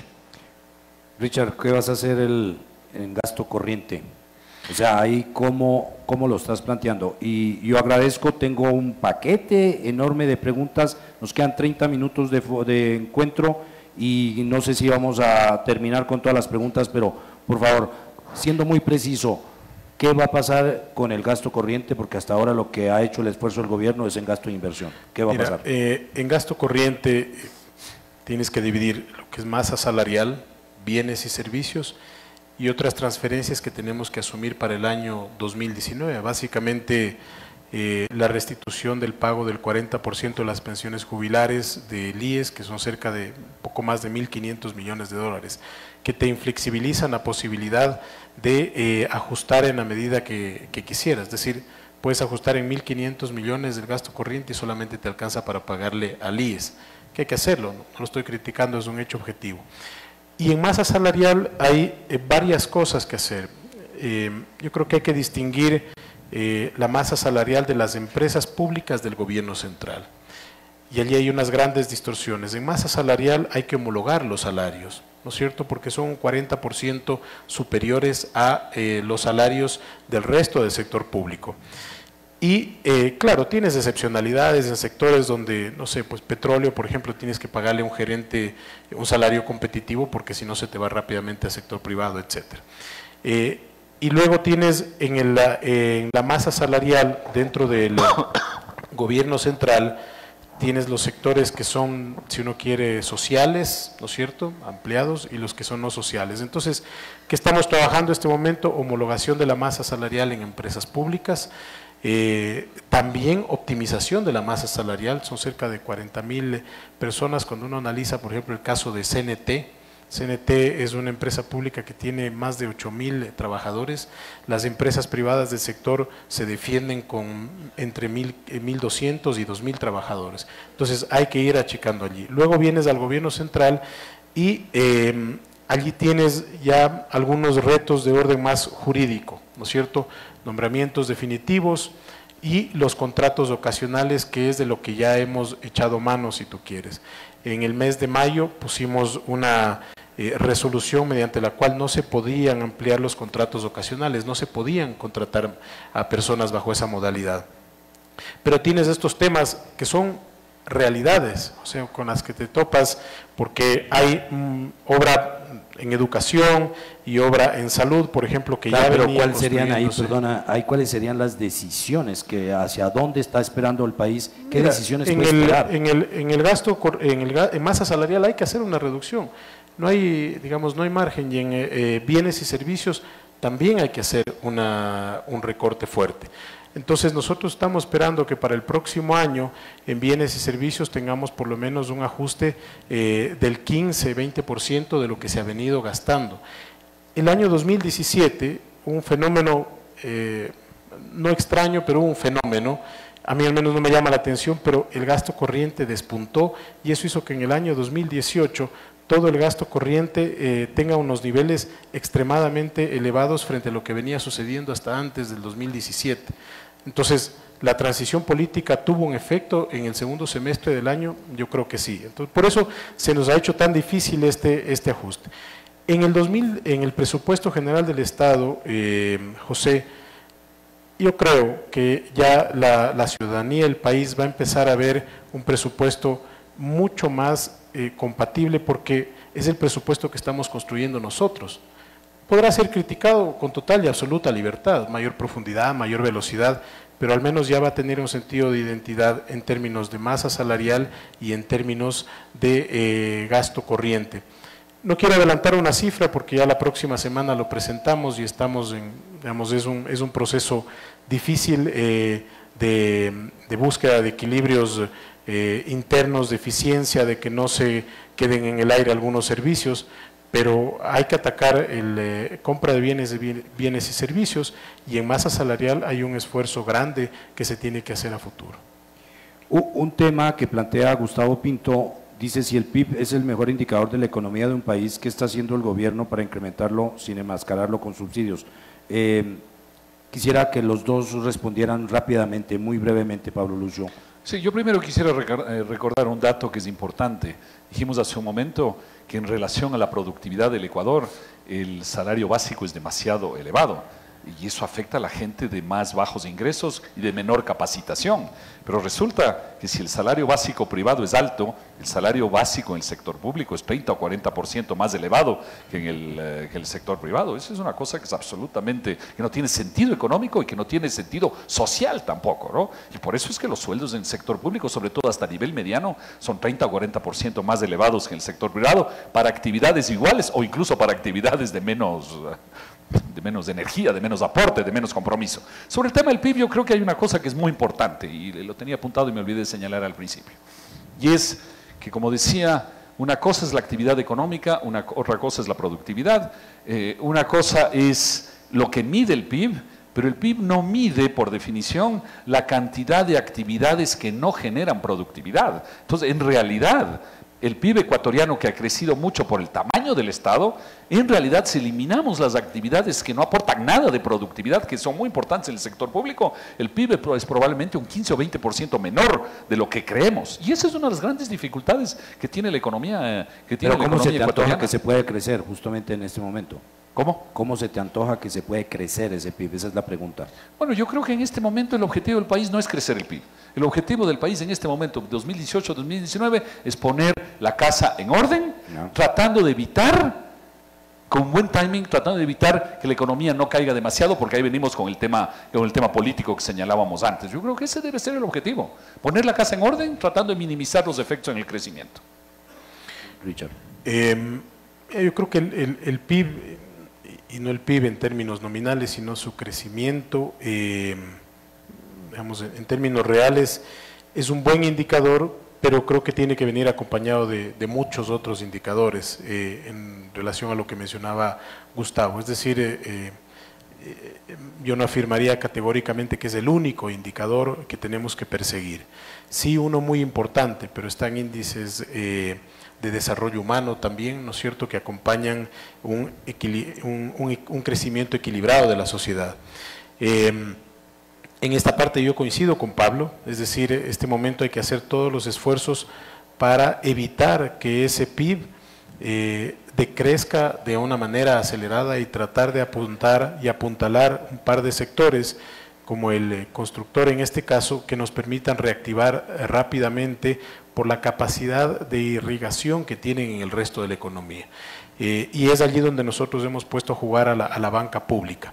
Ahora, estructuralmente lo que necesita la economía ecuatoriana para que crezca el PIB es mejorar la base de competitividad, y esto tiene muchos factores que ya se han dicho aquí, pero también tiene que generar un entorno que le permita traer muchos más dólares a la economía. Es decir, la economía necesita que ingresen dólares y no por el lado de la deuda, porque eso es seguir en el círculo vicioso. Es decir, hay que romper ese círculo vicioso, y romper círculos viciosos implica sacrificios momentáneos, y la sociedad de este momento, en su conjunto, empezando por el gobierno, tiene que hacer un sacrificio para lograr darle un rumbo distinto a la economía en el mediano plazo. Así que yo creo que, en síntesis, una variable a perseguir. Vamos a hacer todo lo posible para lograr que crezca la economía en los niveles deseados, pero los problemas que tenemos que resolver estructurales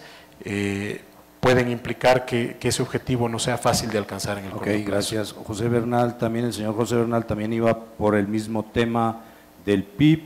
Tengo acá algunas preguntas que yo creo que ya no las solventamos, pero que el tema de para qué hay que subsidiar la Ecopaís, si se beneficia solo a 3 grupos económicos, no sé si ahí tengas una respuesta, pero te ruego que después la hagamos. Vamos por un tema que dice, el tema de la dolarización, lo plantea Ligia Navarro, ¿qué pasará con el dólar?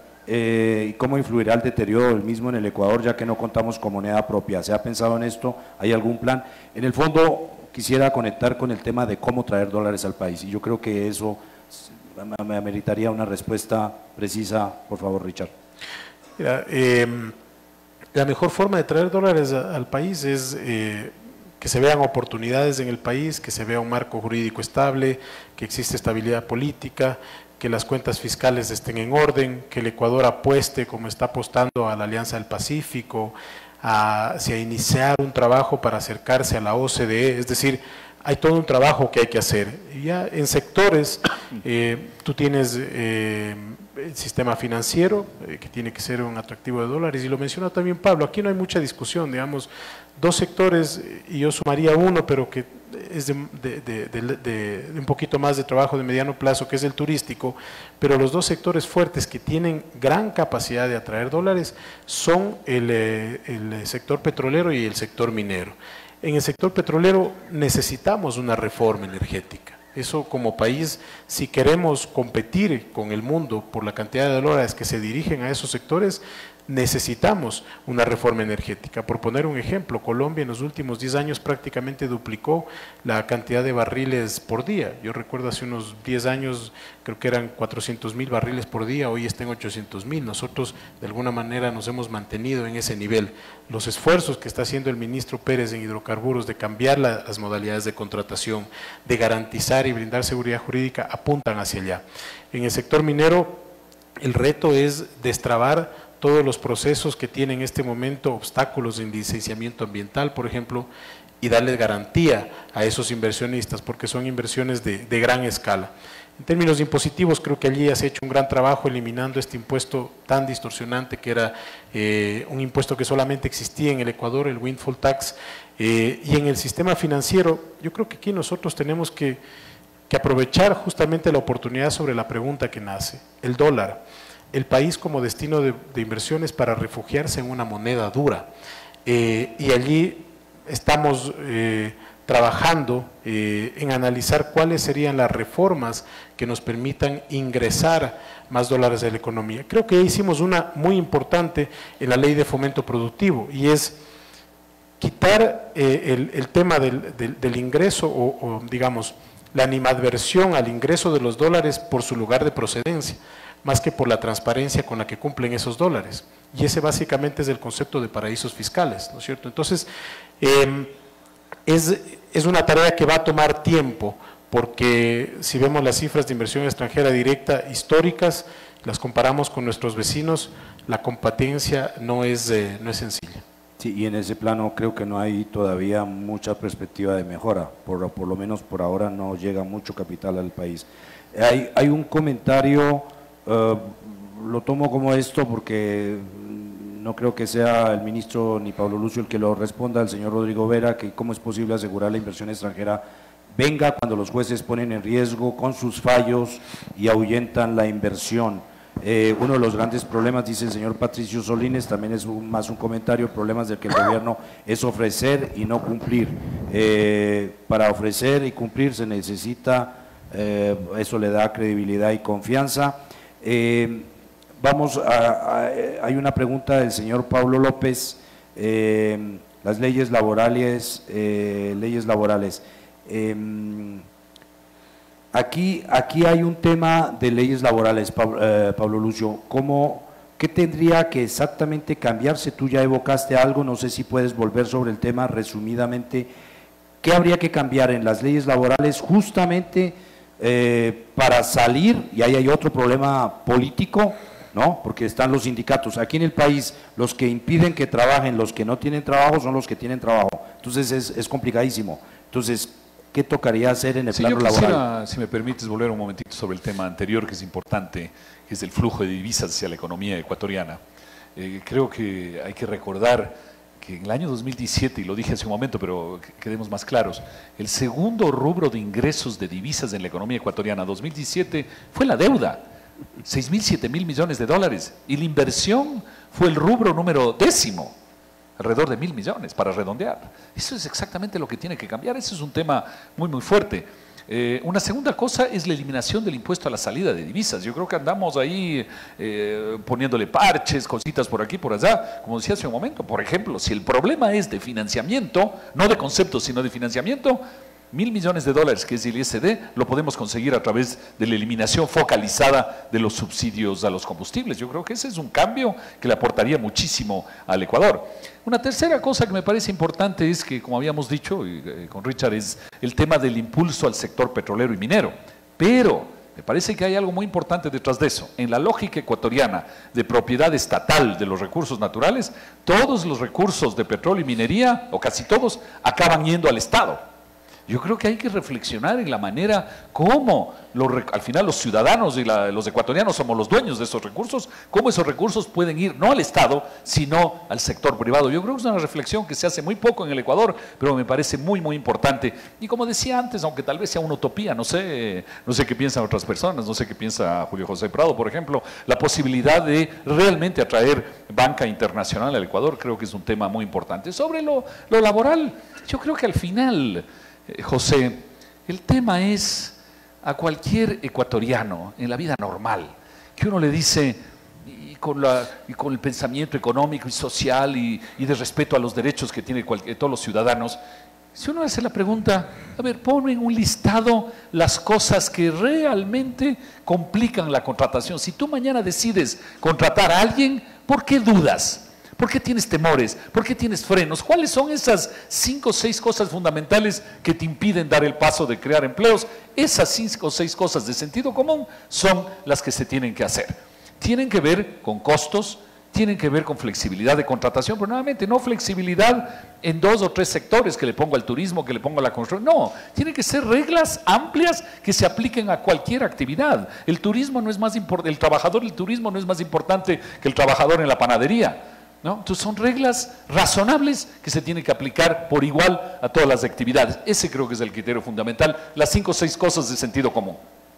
Ministro, en el plano laboral, ¿qué están trabajando? ¿Qué decisiones hay? Veo que usted es avaro en decisiones y no ha anunciado ninguna. Yo quise darle los 30 segundos para que anuncie, tú no quisiste. Ya mismo le vamos a dar incluso algunos minutos a ver si va a anunciar algo.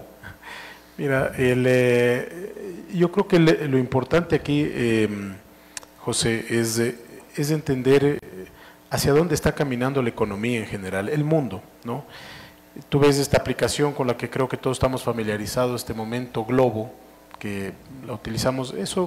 Ese tipo de aplicaciones surgen por varios factores. Primero, por una normativa extremadamente rígida y segundo, porque la situación económica hace que se generen este tipo de servicios y también por la innovación misma, ¿no? Entonces, este momento estamos trabajando con el ministro de Trabajo en una modalidad que permita a estas nuevas inversiones tener mayor holgura para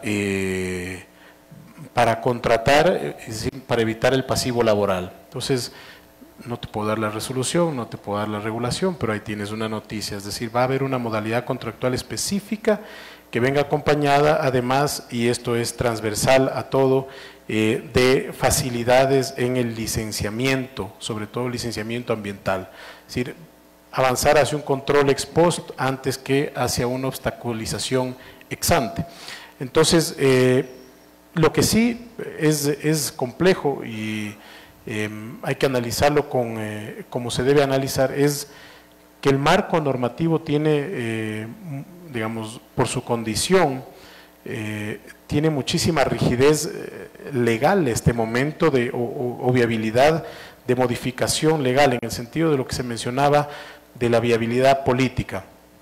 Yo creo que, no sé, pero viendo el escenario de una reforma laboral en ese sentido, lo veo complejo este momento. Entonces, por eso es que tratamos de buscar estas modalidades contractuales específicas que se adecúen al menos para darle algo más de dinamización a distintos sectores, que el agrícola, que el lechero, que el ganadero, que el exportador, etcétera, etcétera. Entonces, al final del día, ¿qué estás esperando como empresario? Poder contratar fácil y poder también, si es que no te va bien en tu negocio, salirte de ese contrato rápidamente. Es decir, y eso es cuando el empresario toma la decisión, que decía Pablo, está pensando en el pasivo laboral de mediano plazo y la potencial rigidez que tenga para ese pasivo laboral.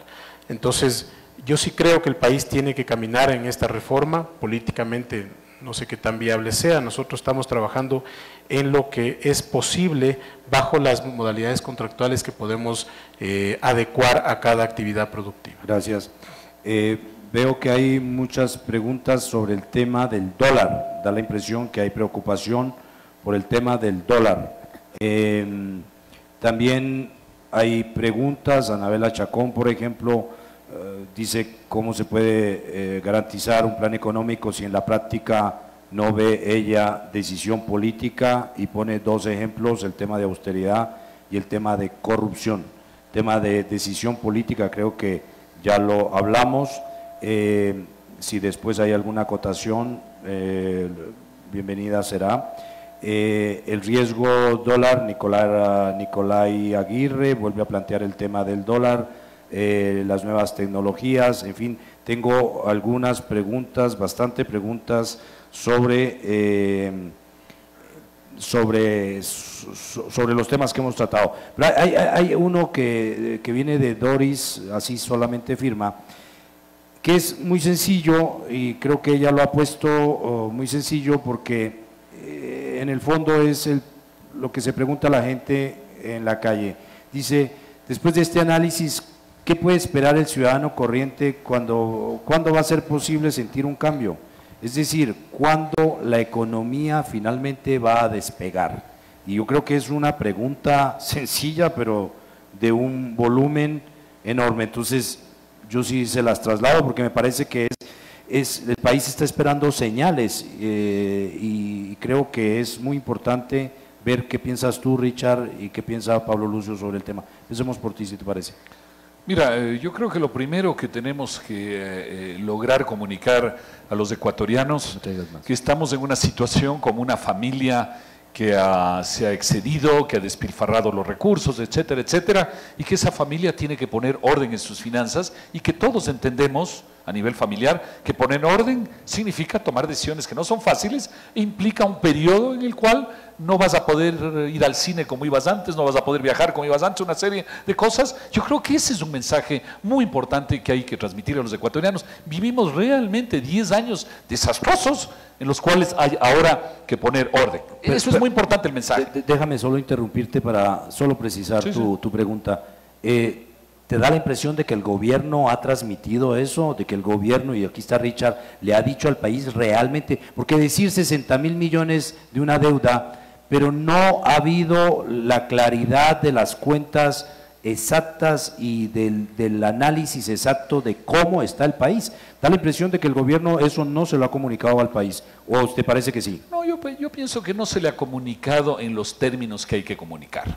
Y los términos son lo que la gente entiende, y la gente lo que entiende es: si yo entro en despilfarro y me ha sucedido en mi vida, ¿cómo tengo que poner orden? ¿Qué consecuencias tiene eso? ¿Y a dónde me lleva después? Obviamente me tiene que llevar a una mejor situación. Yo creo que ese mensaje es fundamental y quizás efectivamente no se lo ha transmitido correctamente, pero esa es la esencia. Por ende, el Ecuador en el 2018 y 2019, su objetivo fundamental es, limitando los daños, digamos así, es poner orden en casa para, incluso por el timing político 2020-2021, poder recoger los resultados de eso. Y hay una cosa que es muy importante: la dolarización, como todo sistema económico, como toda actividad humana, tiene sus pros y sus contras, pero tenemos que estar absolutamente conscientes en el Ecuador que los pros son mucho más que los contras. Es decir, la economía ecuatoriana, la sociedad ecuatoriana con el dólar, tiene unas ventajas que debemos potenciarlas, debemos mantenerlas. Es decir, no debe haber ninguna discusión en el Ecuador, digamos, de transmitir mensajes negativos. Creo que el Ecuador tiene que seguir dolarizado, estando claros que los pros son mucho más que los contras. Ese es un mensaje que me parece muy importante, y en el periodo de los 10 años yo creo que fue uno de los grandes temas de incertidumbre, porque constantemente el propio gobierno generaba el debate de que no me gusta la dolarización, de que esto, de que aquello. No, el Ecuador debe seguir dolarizado y punto, digamos así. Richard, la pregunta de fondo es: ¿cuándo despega la economía? Exacto, ¿cómo la gente va a ver que despega? ¿Cuándo va a despegar? Bien, pero me gustaría hacer una reflexión sobre el comentario que tú hacías sobre la comunicación. A ver, yo creo que la sociedad sabe que la situación económica es extremadamente compleja, y creo que más allá de lo que pueda decir o deje de decir el gobierno, está sintiendo esa situación compleja, por un lado. Y por otro, la reactivación económica, mira, esto es un proceso. Nosotros no podemos desconocer una realidad compleja, y tampoco desconocer que el 2019 va a ser nuevamente un año difícil para la economía ecuatoriana. De tal manera que no hay aquí una fecha ni una varita mágica que diga en el 2019 nos recuperamos y todos vamos. Yo creo que el 2019 va a ser un año duro, y para el 2020 nosotros ya esperamos que esta reconducción pueda tener los frutos que esperamos. Ahora, dentro del margen de maniobra que tenemos y dentro del set de variable de adiciones, estamos haciendo todo lo que podemos para garantizar que ese proceso se acelere. Y por eso detallaba estos temas de la ley, de la confianza, de los créditos, de la transparencia, etcétera, etcétera. Entonces, el 2019 va a ser un año complejo para todos. Nos estamos como gobierno apretando el cinturón.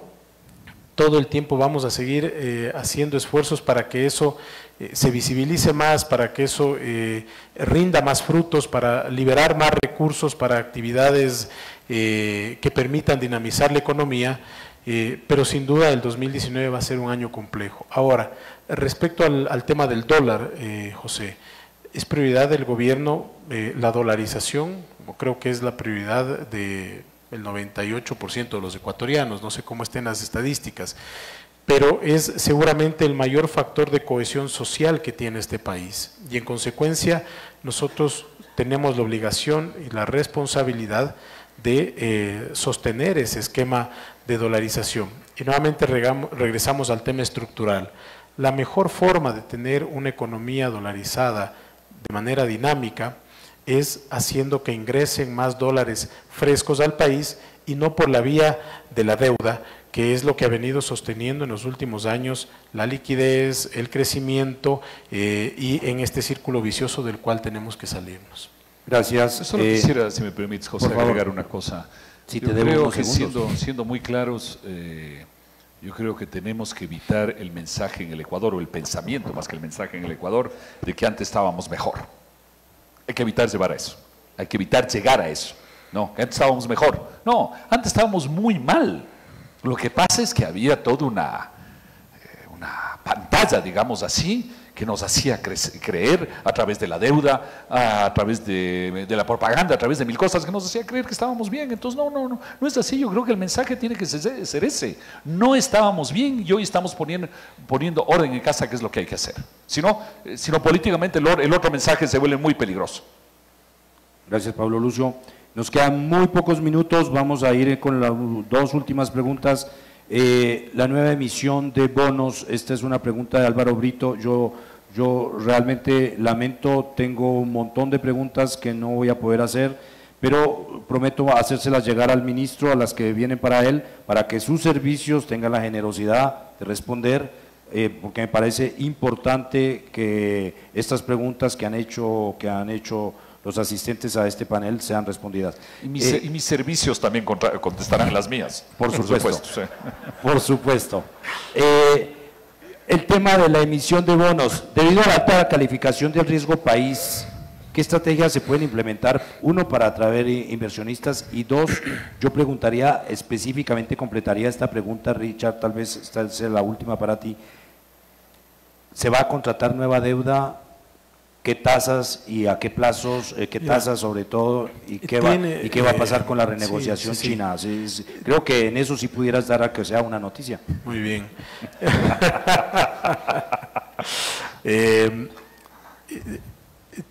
Tiene que contratarse nueva deuda, José. O sea, nuevamente, quien diga que no es posible salir de esto sin endeudamiento, le está mintiendo al país. Gracias. Porque esto, regresando al ejemplo de la casa, ¿no es cierto? Si tenías 500 de ingreso, tarjeteaste y empezaste a gastar 800, de un momento a otro te quedas sin esos ingresos, te toca ajustarte, bueno, vas a tener que ir pidiendo, pero pidiendo menos. Y ese es el camino que hemos trazado nosotros. Entonces, como concepto básico, el país tiene que seguirse endeudando, sí, no podemos salir de esta situación sin financiamiento. Tendríamos que hacer un ajuste brutal que no lo resistiría la economía ecuatoriana, punto uno. Punto dos, nuestra prioridad es que a pesar de las condiciones, ¿sí?, podamos conseguir costos más bajos de los que nos exigen el mercado. Entonces, si uno ve este momento el precio de los papeles ecuatorianos, el riesgo país, sería difícil conseguir financiamiento en los mercados por la vía de los bonos con una tasa inferior a 2 dígitos, ¿no? Entonces, por eso es que hicimos esa operación con Goldman Sachs, que tiene sus riesgos naturalmente, pero que es una operación que tiene un costo menor al de la emisión o al de la salida de los mercados. Y la verdad es que no vemos que esto vaya a cambiar nuevamente. En el tema de China, ya hemos empezado, como te mencionaba, José, es decir, primero que aquí también hay que, hay que mantener una consistencia de principios. Hablamos mucho de la seguridad jurídica, pero también las redes sociales por momentos se llenan de apasionamiento y dice, bueno, no paguen a los chinos, cierren esos contratos con China.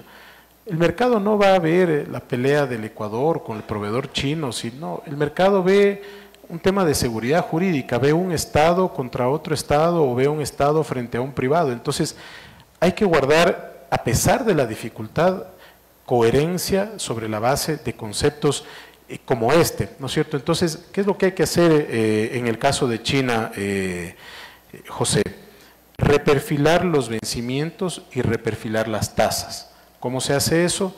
Ya hemos liberado con esta operación que hicimos, eran 270 millones que les debíamos a los chinos de ese tramo 2. Entonces, 270 millones que además tenían 200 millones encajados, parqueados, digo yo allí, y que teníamos que pagar los 270 millones para que nos devuelvan los 200 millones que ellos tenían parqueados.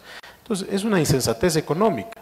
Y esto no es una operación de la noche a la mañana, uno tiene que sentarse a negociar porque los contratos tienen ciertas condicionalidades y decirle, bueno, necesito que esos 200 millones me los contabilices para poderte pagar. ¿Qué gana el Estado? Hace menos esfuerzo fiscal porque no está pagando para que después le devuelvan y le presiona menos a la reserva. Y se ahorra plata. Entonces, eso en términos técnicos ya es empezar a reperfilar, darle un sentido nuevo a la deuda. Pero en diciembre, cuando van a negociar ese reperfilamiento con China. Bueno, ya estamos y yo creo que esta operación nos va a permitir tomar más financiamiento sin necesidad de comprometer más crudo, que eso ya es reperfilar, José, el nivel. Ahora, nuevamente, es que en esto decir, no, es que está la tasa al 7, que la pongan al 3 rápido, eso, las cosas no suceden así de la noche a la mañana. Hay contratos, hay estados de por medio y hay que hacer las cosas con sensatez. Y sobre todo este momento, donde los mercados internacionales, dicen el Ecuador, tiene un riesgo alto porque tenemos cuestionamientos sobre su capacidad de pago futuro. Tenemos un reto enorme en el 2020, que son los bonos 2020, 1.500 millones de dólares. Entonces hay que ir trabajando en ir desmontando esas barreras. Y si este momento tú harías una jugada que puede sonar muy bonita, ¿no es cierto?, o teóricamente muy fácil de hacer, puedes tranquilamente cerrar todas las opciones de financiamiento. Pero entonces, ¿le van a pedir más plata a los chinos? Es una fuente de financiamiento para el Ecuador a futuro, claro, pero hay que mejorar las condiciones. Entonces, no hay que satanizar, así como hay gente que sataniza al fondo, tampoco se puede satanizar. Lo que sí ha sucedido en el Ecuador es que el concesional, lo que estaba destinado para obras, ya sabemos de muchas de esas obras en qué ha terminado. Pero esa ya no es una responsabilidad en la legalidad del ministro de Economía y Finanzas. Allí tienes a la Contraloría, es decir, tienes a los órganos de control. Entonces, lo nuestro es manejar este financiamiento sin comprometer necesariamente más crudo, lograr mejores plazos, lograr mejores tasas, lograr que los vencimientos del financiamiento con China, porque todavía falta pagar y buena plata, puedan tener hacia futuro un mejor perfil. Entonces, allí hay varios mecanismos que pueden utilizarse como novaciones de crédito que te permiten aliviar los pagos inmediatos que tienes e ir empujando. Pero todo esto es parte de una negociación que tiene que tomar algo de tiempo hasta diciembre, que es la visita, ¿no? Gracias, Richard. Última pregunta, Pablo Lucio, cierras tú. La competitividad de la cual has hablado. Es una pregunta de María Paz Gómez y Daniela, Daniel, no sé, no está claro, pero en fin, de María Paz Gómez. La pregunta es sobre la competitividad. ¿Qué medidas crees tú que hay que implementar en el país para que en este momento, con las condiciones que tenemos, finalmente el país pueda ser más competitivo? Yo creo que primero que la dolarización nos ha afectado evidentemente en costos, pero que hay que estar conscientes que nos ha dado una serie de otras ventajas que hay que mantener. La dolarización nos da un atractivo. Mira, simplemente pensemos con la gran devaluación que ha habido en Colombia en los últimos 2-3 años. El PIB colombiano en dólares se redujo en 30% con la devaluación, más de 30%, lo cual quiere decir que el balance de cualquier empresa o de cualquier persona expresado en dólares en Colombia se redujo en 30 o 40%. Eso el Ecuador ya no lo tiene, es una gran ventaja. Hoy, por ejemplo, en Argentina, ¿qué está haciendo el gobierno? El gobierno pide plata al Fondo Monetario, el Fondo Monetario le da y una buena parte de ese dinero se utiliza para defender el tipo de cambio. Es decir, tú te endeudas como país para la lucha especulativa en el mercado cambiario, que al final sabes que la pierdes, porque siempre los pierden en otros países. En el Ecuador ya no existe eso. Entonces yo creo que es una gran ventaja competitiva, aunque nos ha hecho más caros. Yo creo que la la gran reforma que requiere el Ecuador, y yo sé, Richard, que es un tema políticamente complicado, pero algún rato lo tenemos que enfrentar, es el mercado laboral con todos los defectos que tiene en el Ecuador y que lleva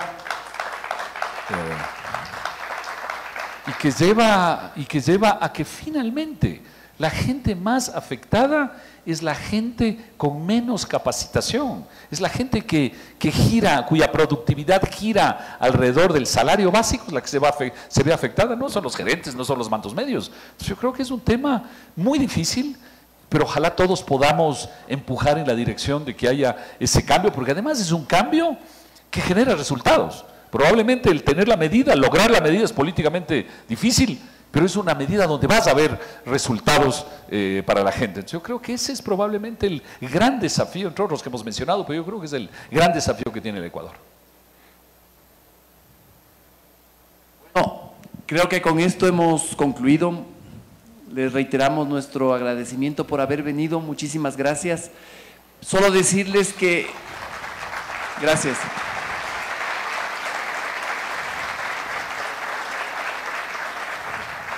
Solo decirles que estos debates van a continuar, vamos a seguir haciendo este tipo de encuentros. Agradecemos que a través de nuestras redes nos den sugerencias, ideas, temas que podamos seguir abordando. Queremos insistir en los agradecimientos a Pablo Lucio y al ministro Richard Martínez. El tema es complicado, el tema puede ser árido a momentos, pero aquí está la demostración. La gente estuvo pendiente durante un buen tiempo y eso, ojalá nos sigamos viendo en las próximas semanas. Gracias. Gracias, Gao. Muy bien, gracias. Gracias, Richard. Gracias, José. Pablo Lucio.